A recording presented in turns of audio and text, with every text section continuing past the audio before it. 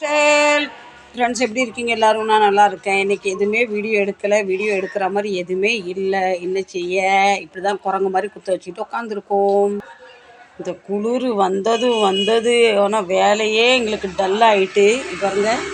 இவர் இப்போ சாயங்காலத்துக்கு மேலே இப்போ வெளியே போய் இந்த ஃப்ரூட்காரருக்கு துணையாக உட்காந்துருவார்.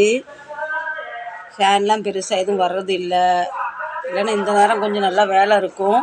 கூலரு ஃபேன்லாம் கம்ப்ளீட்டாக முடிஞ்சு போச்சு. சரிங்களா? முடிஞ்சு போச்சுன்னா குளிர் இருக்கனால வேலையே இல்லை. அதுதான் முடிஞ்சு போச்சுன்னு சொன்னேன். இப்போ 10-15 நாளாகவே நமக்கு சரியான வேலைன்னு வச்சுக்கோங்களேன்.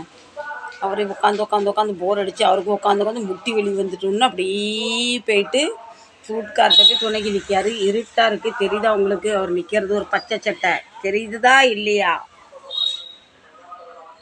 இருட்டாக இருக்காது தான். நாங்கள் ஃப்ரெண்ட்ஸ் இந்த இப்போ ரிப்பேரிங்கை மட்டும் நம்பி இருக்கோம். புதுசாக ஏதாவது வாங்கிட்டு வந்து நம்ம விற்கலாம். மிக்சரு, ஃபேனு, கேஸ் அடுப்புலாம் அப்படியே வாங்கலாம், விற்கலாம். இப்போ நம்ம ஒன்று ஒன்றா வாங்கிட்டு வந்து விற்கணும் முடியாது. கஸ்டமர் நாங்கள் புதுசு விற்கிறோன்னு சொன்னாங்கன்னா ஒரு பொருள் வாங்கினாலும் எப்படியும் 2-3 பார்ப்பாங்க. இப்போ நம்ம தான் ஒரு கடைக்கு சேரீ எடுக்க போகிறோம். சேரீ கடை இருக்குன்னா ஒரு சேரீ நம்ம வாங்க போனாலும் நம்ம நினச்சிருப்போம் 100 ரூபாய்க்கு ஒரு சேரீ எடுக்கலான்னு. அங்கே பல சேரீ பார்க்கும்போது ஐயோ 150 ரூபா நல்லா இருக்கா, 200 நல்லா இருக்கா, 500 நல்லா இருக்கா, 1000 நம்ம நினச்சது ஒன்று எடுத்துகிட்டு வருவோம். அதே மாதிரி குறைஞ்சதுக்கு நான் வாங்கினா ஒரு 10 மிக்சியாவது வாங்கணும், 10 கேஸ் வாங்கணும், 10 குக்கர் வாங்கணும், 10 கூலர் வாங்கணும், அப்படி வாங்கணும். சரிங்களா? அந்த அளவுக்கு நமக்கு பணம் போட்டு வாங்குற மாதிரி இல்லை.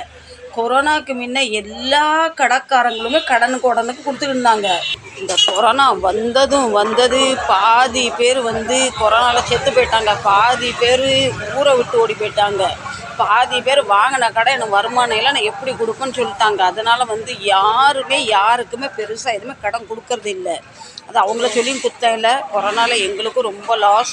வாங்கிட்டு போனவங்களாம் கொண்டாந்து எங்களுக்கு பணம் கொடுக்கவே இல்லை. அதே மாதிரி நிறைய கஸ்டமர் எங்களுக்கு செய்ய போட்ட பொருள் அவங்க ஊரோடு போனாங்க. அவங்க திருப்பி வரவும் இல்லை. அவங்க எங்கே இருக்காங்க என்ன இருக்காங்க அப்படி தான்.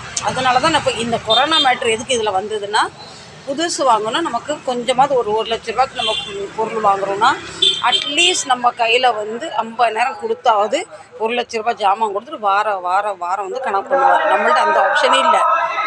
அதனால் இப்போ நான் கொஞ்ச நாளாகவே இப்படி வெளியே உட்காந்து பார்க்க ஆரம்பிச்சிட்டேன். ரோட்டில் வரவங்க போகிறவங்கள என் தங்க பிள்ளைங்க கூட உட்காந்து இப்படியே டைம் பாஸ் பண்ணுவேன். இப்போ சாயங்காலத்துக்கு பிள்ளைக்கு பசி வந்துட்டா அவளுக்கு கணக்கு இருக்குது. காலையில் மத்தியானம் சாயங்காலம் இடையிலேருந்து வரமாட்டா. சில நேரத்தில் எனக்கு இந்த பிள்ளைங்களுக்கு பிஸ்கெட் வாங்குறது கூட பைசா இருக்கிறது இல்லை. ஆனால் கொண்டாந்து எங்களுக்கு கொடுக்குற அந்த பிஸ்கெட் கொண்டாந்து கொடுக்குறவங்க 1 நாள் 2 நாள் நம்ம சொன்னால் கேட்டுக்கிறாங்க. ரெகுலராக எங்கள்கிட்ட வாங்குறீங்கன்னு. நீங்கள் என்ன தவிர வேறு எங்கே வாங்குறதுன்னு அப்படின்னா கடனுக்கெல்லாம் கொடுக்காரு. இருந்தாலும் நான் என்ன நினைக்கிறேன், 2 பிஸ்னஸ் இருந்தேன்னா கடைக்கு வெளியே உட்காந்துட்டேன். கொஞ்சம் மூட் அவுட்டாகவும் ஒரு டிப்ரெஷனாகவும் கொஞ்சம் டென்ஷனாகவும் இருக்குது. இவரும் இப்படி லாந்தி பாவம் என்ன செய்வார்? அதுக்காக எனக்கு ஒரு ஆசை, இவர் ரிப்பேரிங் வேலை பார்த்தா நம்ம புது பொருளெல்லாம் விற்கலாம் அப்படின்னு. ஆனால் என்ன செய்ய, புது பொருள் வாங்க நமக்கு பணம் வேணும். அதுதான் காரணம், அதுதான் ரீசன். பணம் ரொம்ப மோசமானது. நிறைய இருந்தாலும் கவலை, ஒன்று இல்லைனாலும் கவலை.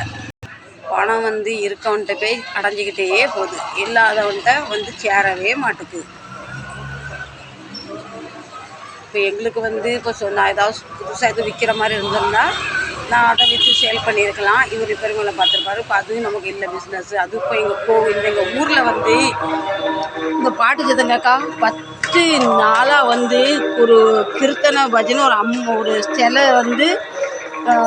கோவில் கட்டியிருக்காங்க. அது கும்பாபிஷேகம். இங்கே தத்து மந்திர் சொல்கிறாங்க. உங்கள் ஊரில் என்ன சொல்கிறீங்கன்னு சொன்னால் காலபைரவரும் இங்கே தத்து மந்திர் சொல்கிறாங்க போல. சரியாக தெரியாது. நான் ஒரு கணக்குக்கு ஒரு குத்து மதிப்பாக சொல்கிறேன். அதனால ஒரு இன்னைக்கு 9ஆவது நாள். அதனால பாதி பப்ளிக் வர்றதில்லை. இங்கே பாருங்க, வேலை இல்லைன்னு சொன்னோன்னே பிள்ளை இல்லாத வீட்டில் கிழவன் துண்டு விளையாடுறப்ப இந்த பசங்கள்கிட்ட இவர் என்ன சொன்னாலும் அப்படியே கேட்பா.